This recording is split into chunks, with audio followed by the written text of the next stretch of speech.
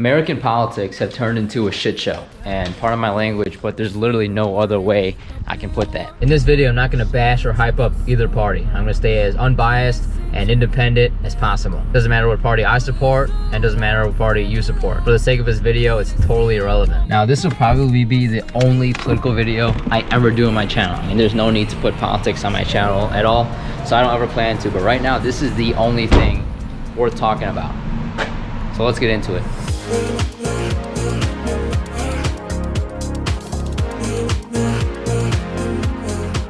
First of all, we have talked of a civil war. Are you kidding me? A civil war? That's freaking ridiculous. And I don't care what side you're on, it doesn't matter. If you truly want a civil war as opposed to peace, you're a freaking lunatic, and there's no other way around it. If you would rather have people fighting each other, the country on fire, under flames, people always pissed off at each other, locked and loaded, ready to go with weapons in case some shit goes down, as opposed to how it was, say, 10 years ago when everything was relatively normal compared to now, you're a lunatic. Who in their right mind wants a civil war?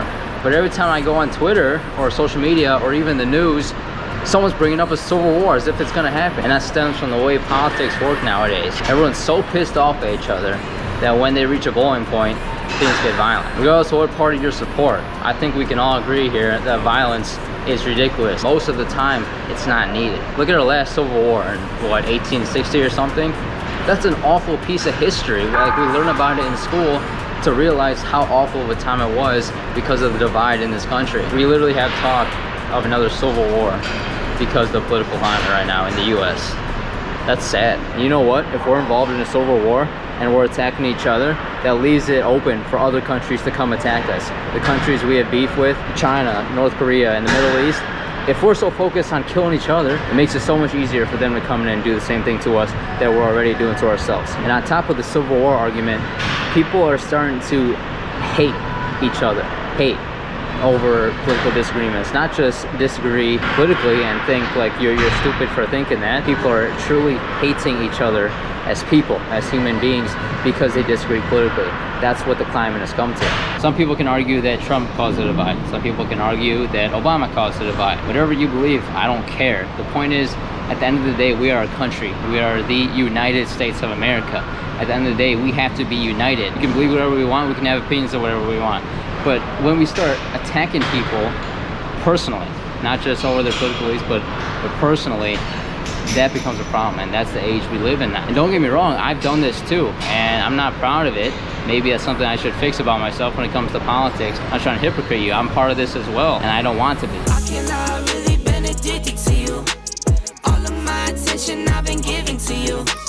Caught up in my feelings, I got feelings for you. I think we become a laughing stock to other countries in the world.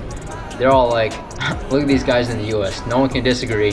No one can get anything done. No one knows how to do anything. That's the image we've portrayed the last couple months, year, 4 years, 8 years, however long you want to look at it. But recently, I think we've become laughing stock to other countries. And that's super sad because I'm so proud to be an American. I love living in this country, and I think it's the greatest country in the world. I followed these two guys on Twitter from England. Why? I got no idea, but I have for years. They would tweet stuff making fun of the US. And it's not like they hate the US just because they're from England. It's just because that's the image that the US is portraying to people outside the US. It didn't used to be like this. People outside the US used to look at the US and be like, wow, I want to come there, I want to live there, that looks like such a great place to be. And I think it is when we have our shit together. But right now, I mean, I don't know. I was sipping more for 2 years straight to the face. Champagne belly bubble still won't go away.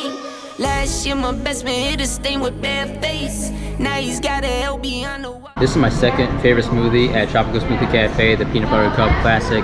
Peanut butter, chocolate, banana, you cannot go wrong with it. So how do we fix what's going on and push forward as a country? Well, I don't really know.